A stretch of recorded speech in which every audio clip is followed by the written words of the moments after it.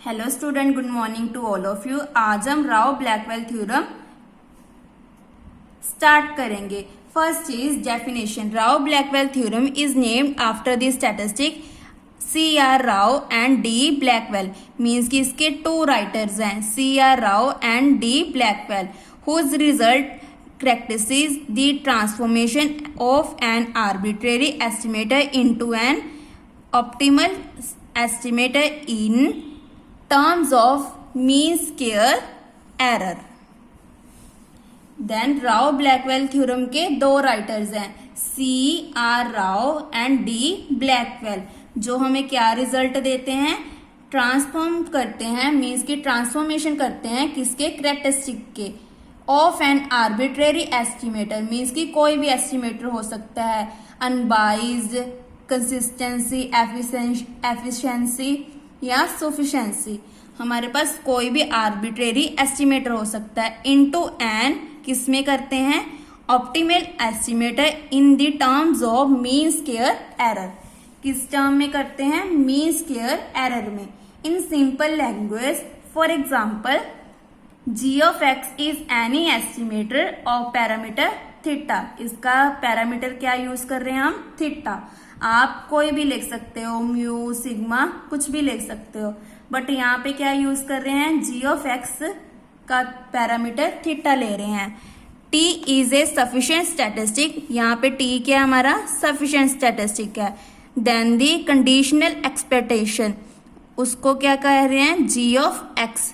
Conditional probability हमने third same में की थी प्रोबेबिलिटी में, या आपने ग्रेजुएशन में भी पढ़ी होगी कंडीशनल प्रोबेबिलिटी। यहाँ पे हम यूज करें conditional expectation of g of x given t is better estimator of theta. ये क्या हमारा बेटर एस्टिमेटर है थीटा से। दैट मीन्स जो t है वो ज्यादा बढ़िया हमारा एस्टिमेटर है। Thus the theorem helps to obtain minimum variance unbiased estimator। ये हमें थ्योरम है वो हेल्प करती है टू obtain मतलब पैदा करना, मिनिमम वेरिएंस अनबाइस्ड एस्टिमेटर। इसकी शॉर्ट फॉर्म क्या है, MVUE, for any unbiased estimator using sufficient statistic. Sometimes very estimator curved estimator g of x of theta can be transformed into an optimal estimator। जो हमारा g of x estimator है वो कई बार किसमें transform हो जाता है, अनबाइज्ड में, एफिशिएंसी, सफिशिएंसी या कंसिस्टेंट एस्टिमेटर में ट्रांसफॉर्म हो जाता है। यहाँ पे उन्होंने एनी बोला है तो किसी में भी हो सकता है। The technique of transforming an estimator through Rao Blackwell theorem is sometimes called Rao Blackwellization. इसका ये क्या है, सेकंड नेम है, और थर्ड नेम क्या है, राव ब्लैकवेल एस्टिमेटर। तो आपने इन तीनों नेम को अच्छे से लर्न करना है। नाउ अब हमारी क्या है स्टेटमेंट, यहां से हमारा मेन क्वेश्चन स्टार्ट होता है। Rao Blackwell theorem, this theorem is most important for 16 marks. ये थ्योरम आपको स्टेट एंड प्रूफ आएगी। पहले आपने थोड़ी सी इसकी डेफिनेशन बतानी है, देन इसके बाद आपने थ्योरम को स्टार्ट करना है। इसकी डेफिनेशन क्या है, let X and Y be a two random variable. Means कि यहाँ पे हम दो वेरिएबल यूज कर रहे हैं, एक्स एंड वाई। जो हमारे प्रीवियस क्वेश्चन थे वहां पे हम ओनली एक वेरिएबल यूज कर रहे थे, X. Such that expected E of Y is equal to mu, variance V of Y is equal to sigma square Y where greater than 0। हमेशा याद रखना है कि जो वेरियंस है वो हमेशा ग्रेटर देन 0 होना चाहिए।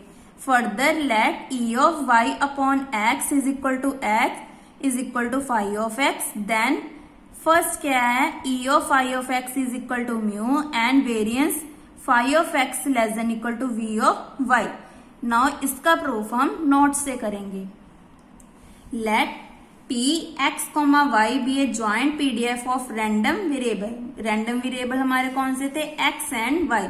P1 x किसको डिनोट कर रहा है, marginal PDF of x, P2 y is marginal PDF of y और P3 y upon x is conditional, क्योंकि इसकी नोटेशन क्या होती है, y अपॉन x की conditional probability is PDF of y given x is equal to x। Now हमने पहले expected की डेफिनेशन लगानी है, क्या होती है, माइनस इन्फिनिटी टू इन्फिनिटी, क्योंकि इसकी रेंज क्या होती है हमेशा minus infinity to infinity. First अंदर क्या आता है, जो यहाँ पे है y, जो y पे है वही यहाँ पे आएगा y dy, और यहाँ पे क्या आता है P3, यहाँ पे हम P3 यूज कर रहे हैं, P3 y अपॉन x, तो इसकी वैल्यू क्या है, P3 y upon x is a conditional PDF of y given x। y given x मतलब नीचे क्या आएगा, x आएगा, px upon x comma Y upon P1 x, यहाँ पे पुट कर दिया।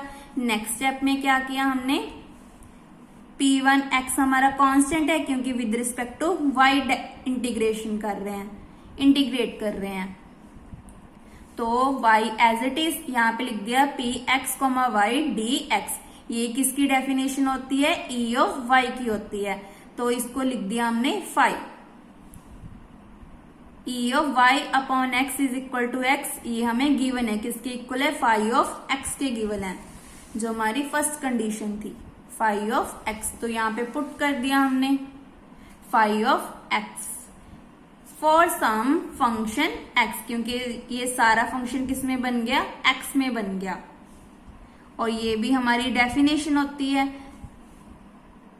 सो यहाँ पे पुट कर दिया फाई ऑफ x, और फाई ऑफ x किसका फंक्शन है, x का फंक्शन है। नेक्स्ट स्टेप में क्या किया, the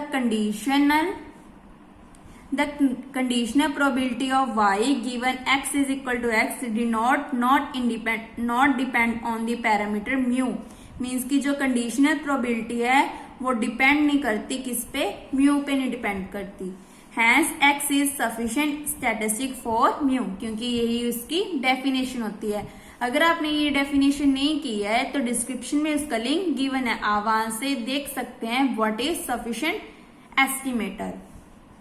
also E of phi of x is equal to, यहाँ पे इसकी वैल्यू पुट कर दी फाई ऑफ एक्स की, क्या थी, E of y given x equal to x equal to E of y, क्योंकि ये किसके इक्वल होता है, ई ऑफ वाई के, और ई ऑफ वाई किसके इक्वल है, म्यू के। नेक्स्ट स्टेप में हमने क्या किया, ये मैंने करके भी बताया है भी कैसे आया। देखो e of phi of x है, इस पे हमने डेफिनेशन लगा दी minus infinity to infinity phi of x, साथ में एक्स है अगर तो यहाँ पे क्या आएगा dx, और फाई ऑफ एक्स किसके लिए यूज हो रहा है, P1 x के लिए, क्योंकि हमने स्टार्टिंग में बताया था कि x के लिए हम यूज कर रहे हैं P1 x, y के लिए P2 x, और कंडीशनल के लिए P3 y गिवन x। सो यहाँ पे पुट कर दिया। नेक्स्ट P1 x को कैसे लिख सकते हैं, px comma y P3 y upon x, तो ये पूरी टर्म किस में बन गई, y में बन गई, तो इसके इक्वल आ गया e y के, और ई वाई किसके इक्वल है, म्यू की। नेक्स्ट हमने निकालना है वेरिएंस। वेरिएंस का फॉर्मूला क्या होता है, e y minus e of y का स्क्वायर, यहाँ पे पुट कर दी e of Y is equal to mu. Next step में क्या किया, एड एंड सब्ट्रैक्ट कर दिया फाई ऑफ एक्स, उसके बाद हमने फॉर्मूला लगा दिया a square plus b square plus 2ab। Next step में ई को सेपरेट कर दिया, आप इसके बाद एक स्टेप कर सकते हो। ई को हमने सेपरेट कर दिया, इसे दे दी इक्वेशन नंबर 2। इक्वेशन नंबर 1 कौन सी थी हमारी, ये वाली। नेक्स्ट स्टेप में क्या किया, कंसीडर कर लिया हमने ये वाली टर्म जो हमारी ब्रैकेट में टर्म है, क्योंकि इसकी हमें वैल्यू चाहिए तो इसलिए हमने इसको यहाँ पे कंसीडर कर लिया। नेक्स्ट हमने y और x दोनों चल रहे हैं, तो यहाँ पे dx और dy आएगा, और दोनों की लिमिट्स क्या है, माइनस इन्फिनिटी टू इन्फिनिटी, तो यहाँ पे लिख दिया ये दोनों as it is. P x comma y, क्योंकि दोनों के लिए यूज कर रहे हैं हम P x comma y, d x d y. ये देखो हमने स्टार्टिंग में ही लिखा था पी एक्स वाई किसके लिए यूज कर रहे हैं, ज्वाइंट। ज्वाइंट मतलब दोनों वेरिएबल्स एक्स एंड वाई के लिए। पी एक्स कोमा वाई की वैल्यू निकालेंगे, क्योंकि पी3 y upon x is equal to p x comma y p one x. इसको उधर लेके जाएंगे तो मल्टीप्लाई में, तो यहाँ पे पुट कर दिया। पी एक्स कोमा वाई की वैल्यू आ गई पी1 एक्स मल्टीप्लाई पी3 y upon y given x d x d y. इसको हम बोलते हैं वाई गिवन एक्स। मैं गलती से वाई अपॉन एक्स बोल रही हूँ, बट वाई गिवन एक्स होता है। नेक्स्ट स्टेप में हमने क्या किया, जो कांस्टेंट टर्म थी उसको बाहर निकाल दिया, या एक्स वाली एक साइड कर दी विदाउट एक्स वाली एक साइड, मीन्स कि वाई वाले को एक साइड कर दिया और एक्स वाले को बाहर निकाल दिया। पहले हम वाई वाले को सॉल्व करेंगे। कैसे किया, हमने इसको दे दिया माइनस सेंटर में, फिर phi of x p3 y upon x d x, ये टर्म एज इट इज। इसकी क्या वैल्यू थी हमारी, फाई ऑफ एक्स, जो हमने पीछे सॉल्व की थी। यहाँ पे हम रीजन भी देंगे, क्योंकि minus infinity to infinity y पी3 y given x d x is equal to phi of x, जो हमने पीछे यूज किया था। सिमिलरली ये फाई ऑफ एक्स हमारा कांस्टेंट, इसे निकाल दिया बाहर, क्योंकि डेरिवेटिव इंटीग्रेशन किसके विद रिस्पेक्ट टू कर रहे हैं हम, वाई के। और p3 वाई गिवन एक्स की वैल्यू क्या थी, हमने ऊपर निकाली थी p of x comma y p1 x.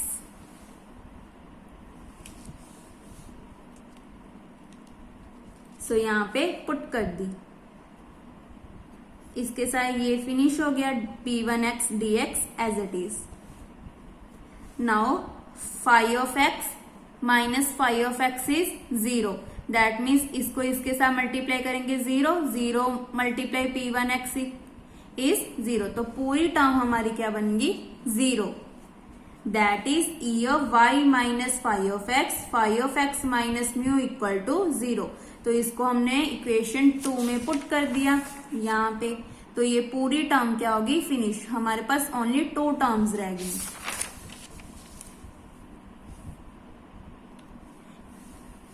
Reason क्या लिखेंगे, यूजिंग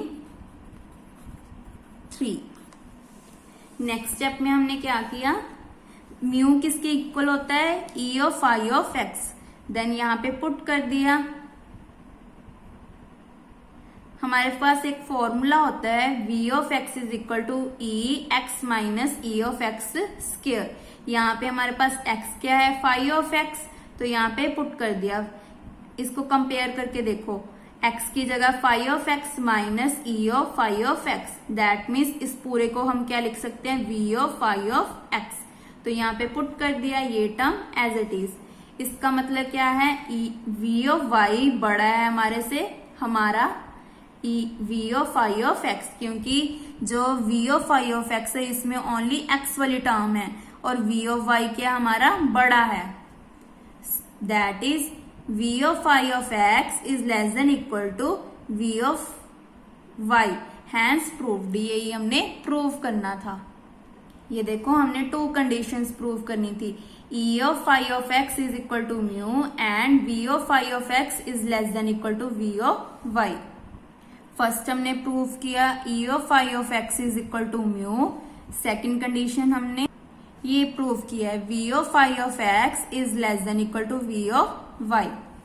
अगर आपको किसी भी स्टेप में डाउट हो तो आप मुझे कमेंट करके पूछ सकते हैं। Thank you.